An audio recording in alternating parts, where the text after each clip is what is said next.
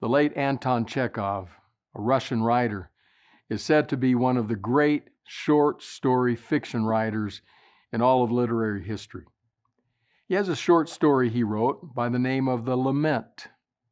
The Lament is about Iona, a horse and buggy driver for hire, kind of a cab driver, if you will. It's a bitterly cold night. The snow that is falling is turning Iona and his horse into white ghosts as it settles down and covers them. But he needs the fares to be able to eat. The first fare he picks up on that night is a businessman in a hurry to get somewhere. As the horse plods down the road, Iona begins to try to share with the man who has boarded his cab. He has news to tell, you see. His son has just died, and Iona is heartbroken. He opens up and begins to share the story with the businessman, who is rudely impatient and totally uninterested.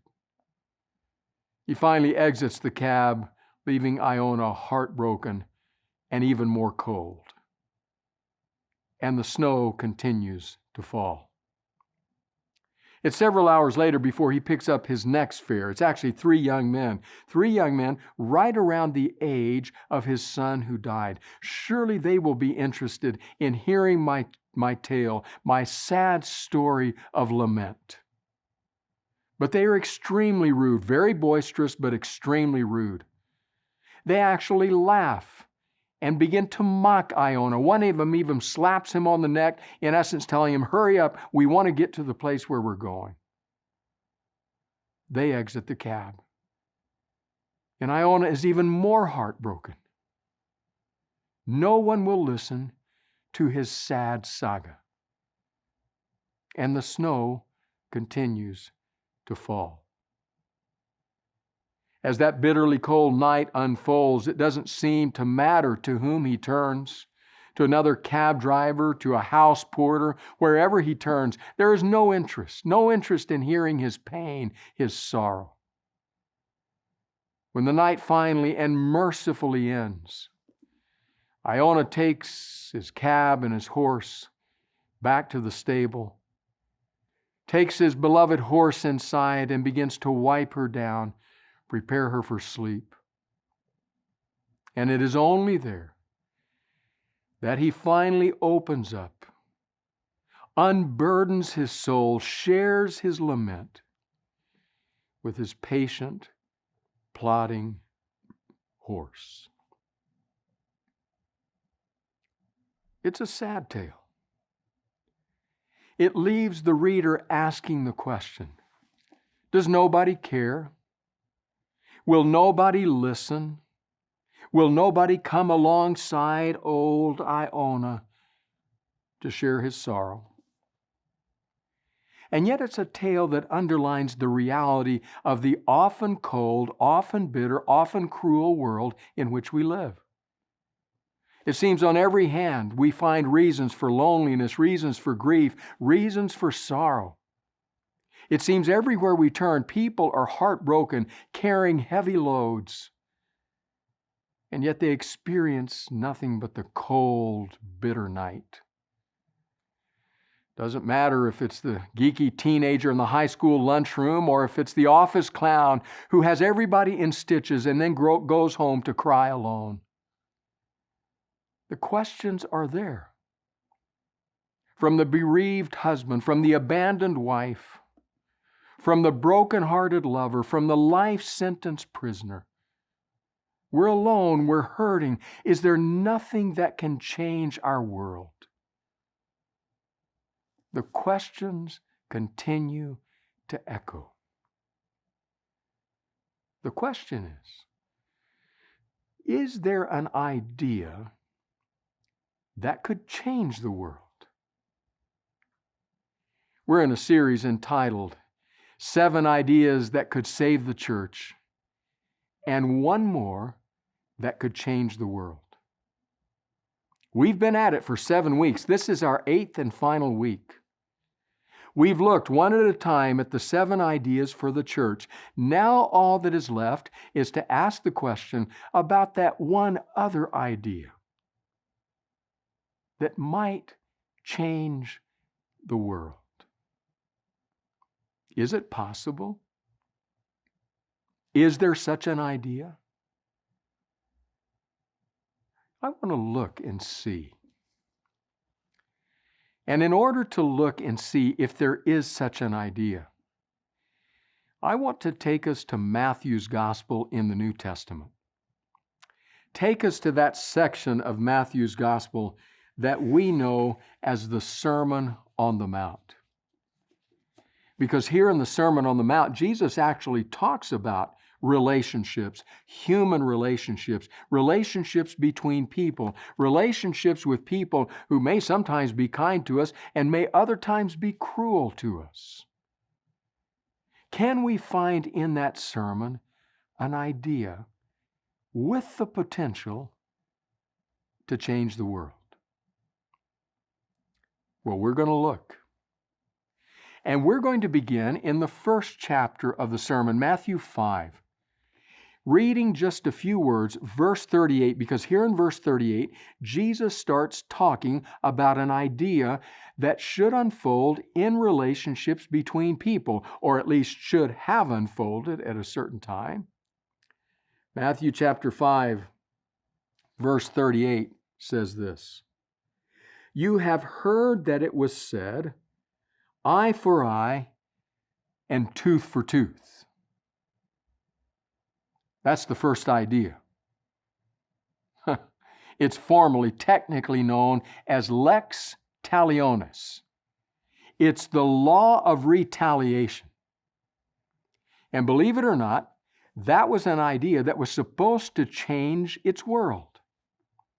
That's right. If you go back into the Old Testament text, it's stated more than one time. One example is Exodus 21. If you go back into that text, when the idea is introduced, it is introduced in the context of a world where the consequence and sometimes the punishment for an offense far outweighed the offense committed, in excess of what had been done. It wasn't just. It wasn't fair. And so along comes this idea through Moses, divinely inspired, saying eye for eye, tooth for tooth, life for life. It was originally intended to bring about justice, fairness in human relationships. Do not allow the consequence to outweigh the offense. Be just, be fair in your relationships with others. And honestly, in the situations and contexts where that was carried out, it had the power to change the world in that day and time. But it had a problem.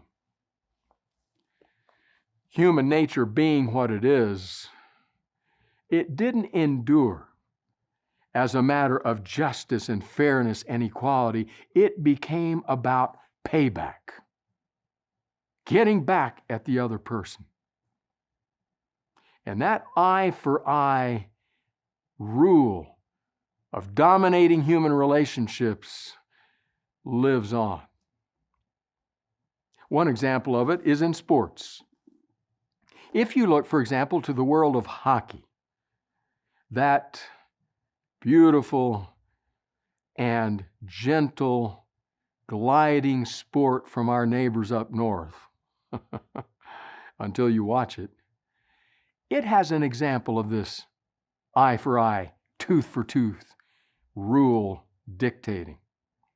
I'm not a hockey aficionado, but I just spoke with one this week who told me there's a person on each team, often known as the enforcer, the bruiser, who, if someone on your team, especially a good player, is somehow hurt, that person now goes out against the other team to level the playing field, to even the score, to give eye for eye and tooth for tooth. It's the same reality that you at times see in baseball. I understand that in baseball, pitchers who know that a pitcher on the opposing team has hit one of their own will aim in their pitch toward one of their players just to settle the score. A little bit of payback. So it was intended to bring about justice, but it too quickly becomes about payback. And yet it's an idea that had the potential to change its world. But along came Gandhi centuries later and pointed out the obvious. Because he said, if we live by eye for eye, pretty soon the whole world will be blind. So maybe that's not our idea. In fact, it wasn't even the idea Jesus had. Because in that same passage, he presents us with a second idea.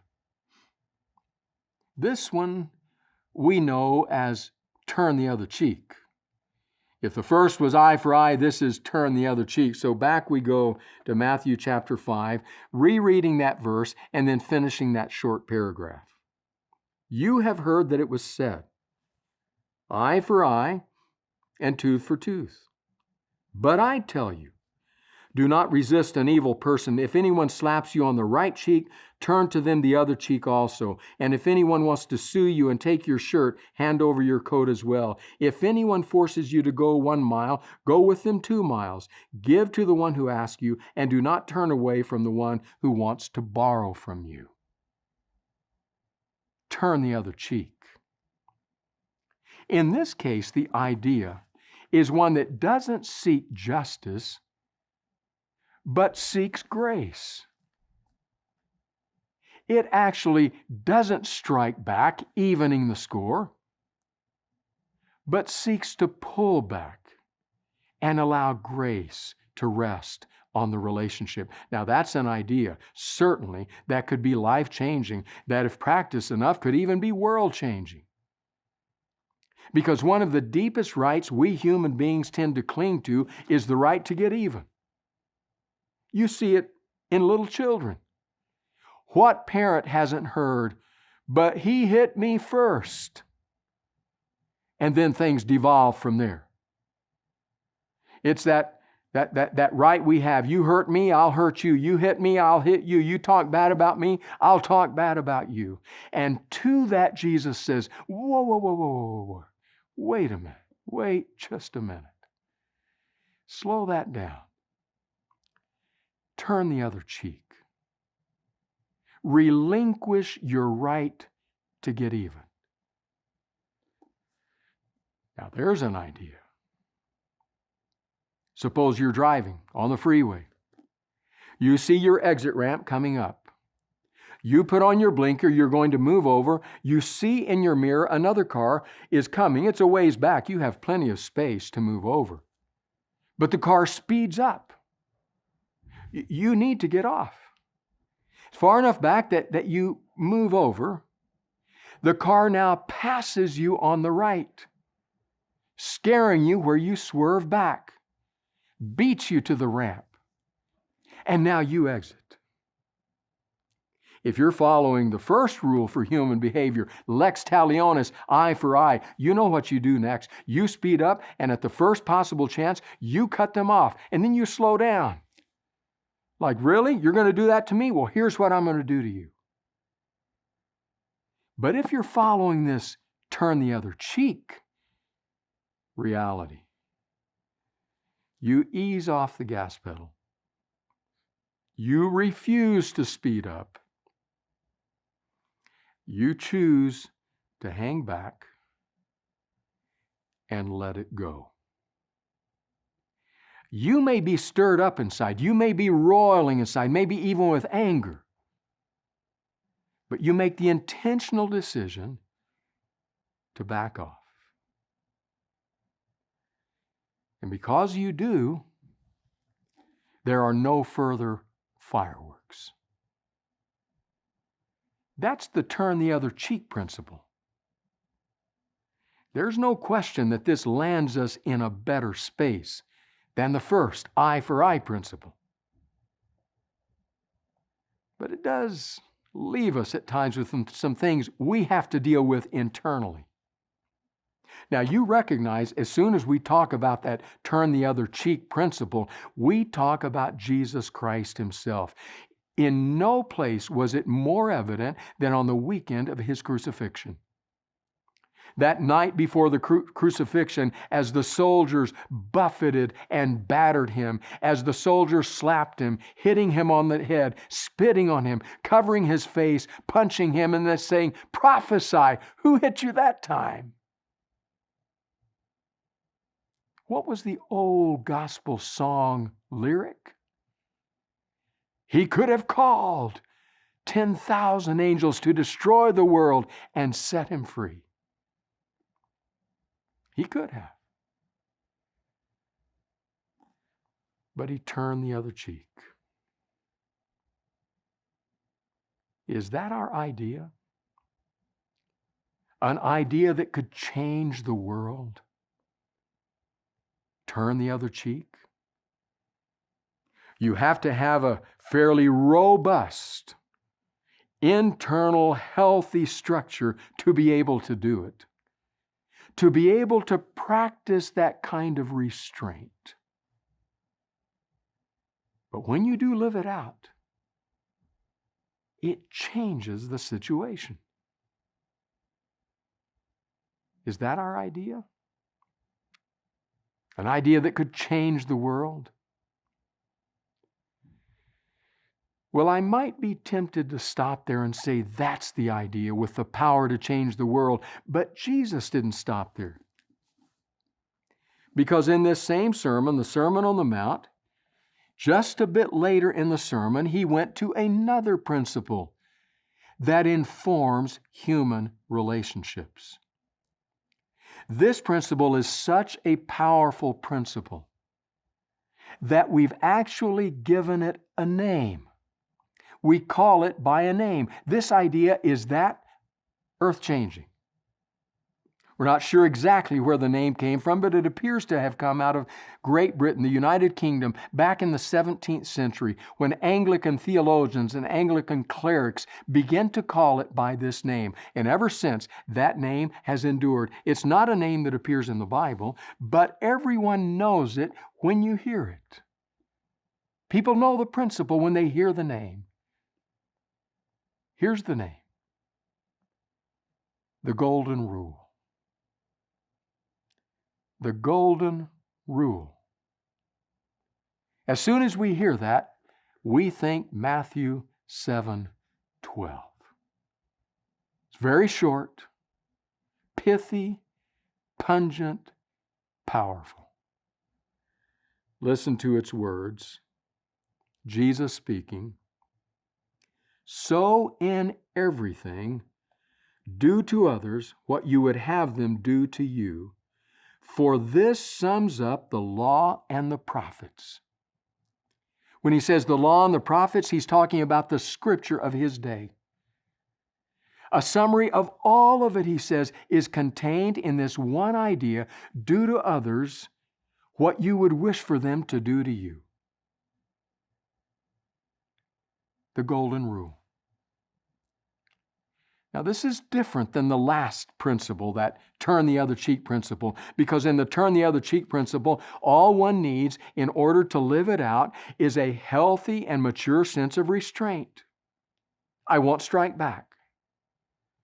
But that is not sufficient for living out the Golden Rule.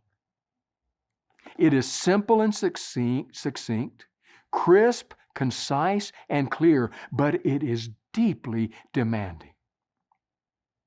Now, Jesus was not the first one to state a principle similar to this. But what he did was quite different from what others had done. I want to read you several paragraphs, actually, from the pen of the late James Montgomery Boyce. As I read it, I thought this really sets the context and the realities of this Golden Rule principle. Do to others as you would have them do to you. Listen to Boyce's words. What is important and unique about this verse, the best known of all Christ's sayings, is that it is expressed in a positive form. It is not difficult to find parallels to Christ's rule in its negative form. The great Rabbi Hillel said, "What is hateful to yourself, do to no other. That is the whole law, the rest is commentary." In the apocryphal book of Tobit, composed several centuries before the time of Jesus, the hero tells his young son, "What thou hatest, do to no man." William Barclay, who lists these examples among many others, cites close parallels from Confucius, Epictetus, the Stoics, and the hymns of the faith of Buddhism. But these are negative. They say, do not do to others what you would not want them to do to you. By contrast, Jesus turned the saying completely around, saying positively, so in everything, do to others what you would have them do to you. It has always been possible for people to keep the negative version of this rule, for it is essentially a sound and necessary legal principle. If we are to get along in a civilized society, we must discipline ourselves so we do not injure other people. We must obey the law, stop at stop signs, pay our bills, avoid overt acts of prejudice, and many such things. It is a bit like an honest man paying taxes. We do it because we must, while hoping we will have enough left over for ourselves after we have paid them. How different when we look at our obligations positively. Now it is no longer a matter of legal principle, doing what needs to be done to get along or to stay out of trouble. What is needed now is a transformed life, which is why we cannot keep the golden rule or any other standard of this sermon by ourselves. If we are operating by the law, our minds are on ourselves. To fix our attention on the needs, cares, love, joys, hopes, and dreams of other people, we must be transformed people. In other words, we must turn from the demands of the law entirely to receive a new spiritual life from God. Christian faith begins with a confession of our failure, followed by faith in Jesus Christ as Savior, but it continues as we learn to put the needs and wants of other people first. In other words, it is only when we have learned to love God with all our heart, soul, mind, and strength that we can begin to love our neighbors as ourselves. Understand, to turn the other cheek, all I need is restraint. But to do to others as I would wish them to do to me requires action. Little Jack may find that he can live out the turn the other cheek reality with his sister by simply not slapping her back, and he'll avoid getting in trouble. But what does he do when his mother says, "Jack, your sister's crying. Go over there. Put your arm around her. Hug her. Kiss her on the cheek and tell her you love her." She lost Jack at kiss her on the cheek. What? I don't want to do that. This is a much more deeply demanding requirement. And it necessitates a certain virtue within the soul if we are going to live it out. And that's a virtue called empathy. An emotional experience called empathy. It is when we feel empathy for another person that we are then able to step to their side and act on their behalf, even if they've done us wrong. What is empathy? Well, maybe let me contrast sympathy and empathy. Some have said that sympathy is the experience of saying, "I feel for you." Seeing a situation where somebody's troubled or in pain or in sorrow, "I feel for you." But they then said, empathy, however, is saying, "I feel with you. With you. And in fact, I feel so deeply with you that I'm moved to act on your behalf." That's exactly what Jesus did. John's Gospel, as it opens, calls Jesus the Word. It says, "In the beginning was the Word, and the Word was with God, and the Word was God." But then as you read those opening lines of John's gospel, you come to that statement in verse 14 where it says, "And the Word was made flesh and dwelt among us." The literal translation of that is He tabernacled among us. He set up His tent in our campground, or as the Message puts it, He moved into our neighborhood. He felt such deep empathy with our human, broken, fractured plight that He entered into our skin, into our experience, came alongside, and treated us in a way filled with proactive grace. Empathy. No wonder the writer to the Hebrews will call Him a high priest that is in all points able to relate to us. Empathy. I feel with you. So much do I feel with you that I'm willing to come alongside and do for you what you don't deserve, because it's the very thing I would desire if I were in your situation. That's the empathy that drives the action of what we call the golden rule. Do to others as you would have them do to you. It's not the justice of eye for eye. It's not the restraint of turn the other cheek. It's the proactive empathy of the golden rule. Do for others.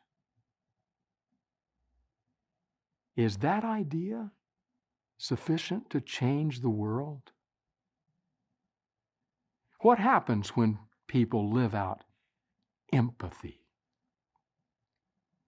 Maybe a few snapshots would help. Here's a snapshot. Snapshot of the lead hostage negotiator of the NYPD, the New York Police Department, Jack Cambria. They called him Gentleman Jack. 33 years he worked in that role. I want to read you some words that describe him. What's the secret to success as a hostage negotiator? Jack Cambria says, "The very good negotiators, I think, are the ones with life stories, particularly life stories of pain that have produced compassion for others." Good negotiators must experience the emotion of love at one point in their life, to know what it means to have been hurt in love at one point in their life, to know success, and perhaps most important, to know what it means to fail. He learned this lesson, Jack Cambria, during his first day as a police officer. Cambria admitted that he had his own baggage about the homeless. They were violent, he says. They were dirty. They were mentally ill. And then one day he had to confront a homeless fare beater, somebody trying to beat the fare for the subway. He had to confront him and search his satchel. This homeless man was carrying a satchel. Inside, there wasn't a weapon, but there was a manuscript of a play entitled Crabs in a Basket, a metaphor of the man and the play he was writing to describe his struggle to crawl out of the hole he was in. In that 2-minute space of time, says Cambria, he had transposed himself from a homeless guy, my baggage, to a playwright. That compassion has led colleagues to refer to him as Gentleman Jack, whose guiding principle is to just get suspects talking and to listen to their story. Empathy. I feel with you, so I'll act for you. Calls to mind the quote by Ben Hayden, "If your own heart hasn't been broken, you tend to be insensitive except to those people you like." A snapshot of this idea. Consider another snapshot. This of two former United States presidents. Both had occupied that seat as the most powerful person in the world. The 2004 tsunami in Southeast Asia had wreaked havoc on that part of the world, and these two gentlemen had been tapped to go to that part of the world to see what we could do in terms of rescue and aid efforts. Their names? George H.W. Bush and William Jefferson Clinton. Both sides of the political aisle had been foes and opponents many times. They were on a government plane.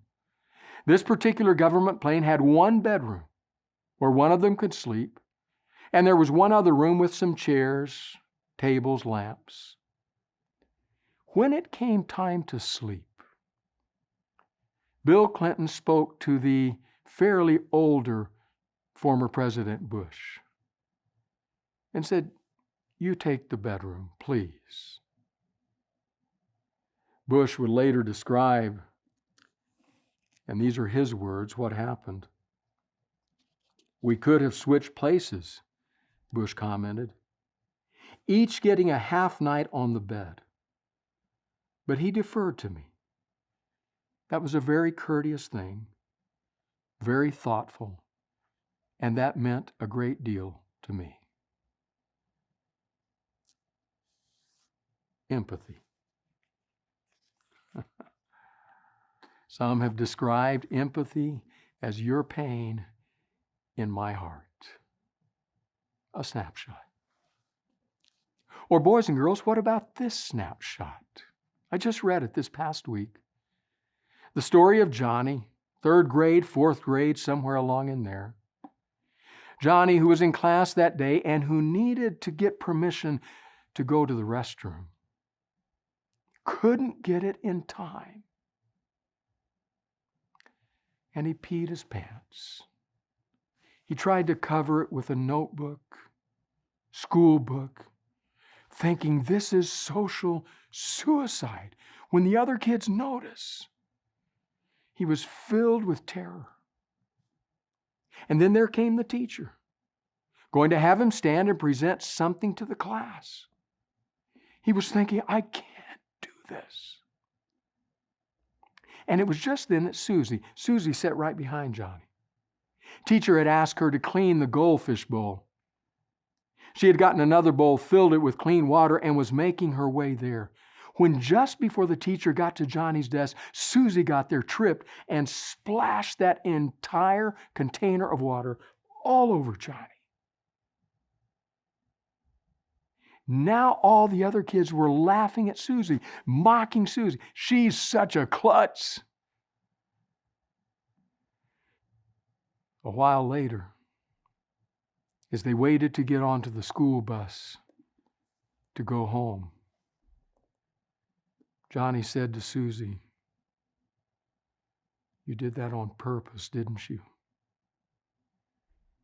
And Susie said, "I once peed my pants."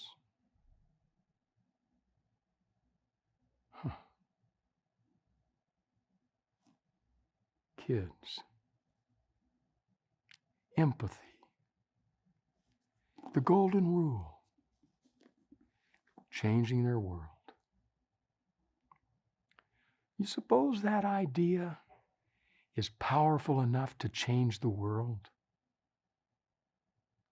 I read just a week ago that the movie studio Pixar, that makes so many movies that have delighted so many hundreds of millions, Toy Story and Finding Nemo and Up and Cars and all the other animated movies they make, that they value one quote that they attribute to Mr. Rogers. And here's the quote: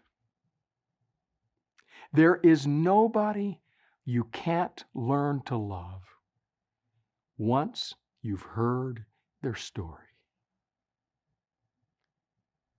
Empathy. What about it? Can it change the world? What do you suppose, divorced father of two? You still bear that almost rage at your ex. Suppose you stood in her shoes for a while. and lived out the golden rule, what would happen? What about you, CEO? As you look at the frustrating one or two employees you have and want to, well, what about if you heard their story? What about you, employee, filled with anger at your superior? What if you practiced empathy? What about you, roommate, who's tired of seeing her wear your clothes without permission? Empathy? Golden rule? What about leaders of states and governments and countries?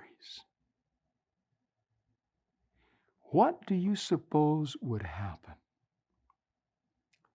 if on this planet we did to others what we would wish them to do to us? What would happen if we had empathy? I think we've got our idea. And I suppose that if lived out one person at a time, Jesus' idea would change the world.